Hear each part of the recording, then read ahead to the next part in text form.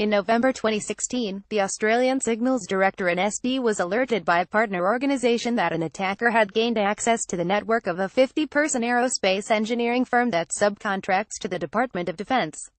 Restricted technical information on the F-35 Joint Strike Fighter, the p-8 Poseidon maritime patrol aircraft, the c-130 transport aircraft, the Joint Direct Attack Munition JDAM smart bomb kit, and a few Australian naval vessels was among the sensitive data stolen from a small Australian defence contractor in 2016. The secret information was restricted under the International Traffic in Arms Regulations (ITAR), the U.S. system designed to control the export of defence and military-related technologies, according to Mitchell Clark, an incident response manager at the ASD who worked on the case.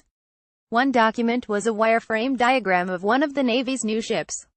A viewer could zoom in down to the captain's chair and see that it's, 1 meter away from nav chair, Clark said.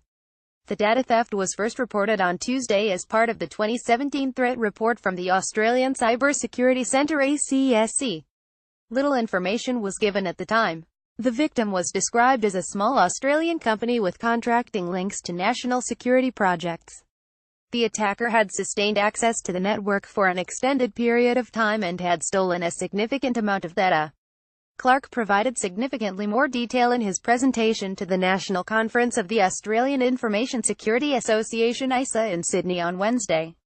ASD named this advanced persistent threat actor ALF, after a character in the long-running Australian TV soap opera Home and Away.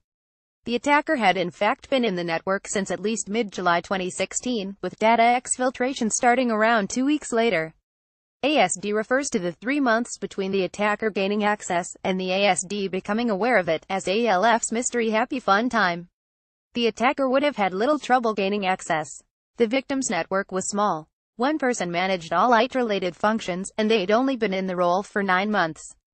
High staff turnover was typical. There was no protective DMZ network, no regular patching regime, and a common local administrator account password on all servers. Hosts had many internet-facing services.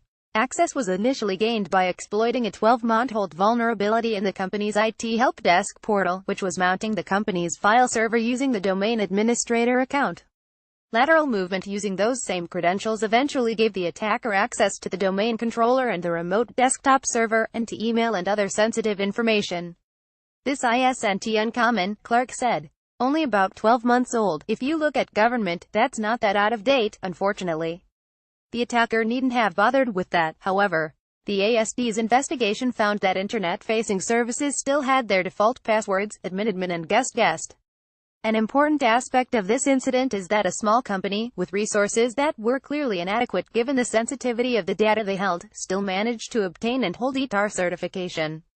According to Clark, an application for ITAR certification is usually only 2 or 3 pages, and asks only basic questions about organization's security posture.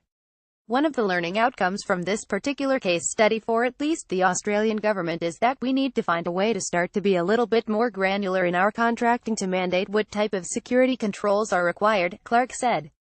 That's not for my team to answer, but that's going to be an outcome of this sort of thing. Clark emphasized the importance of following best practices to secure networks, including the ASD's Essential 8 strategies to mitigate cybersecurity incidents.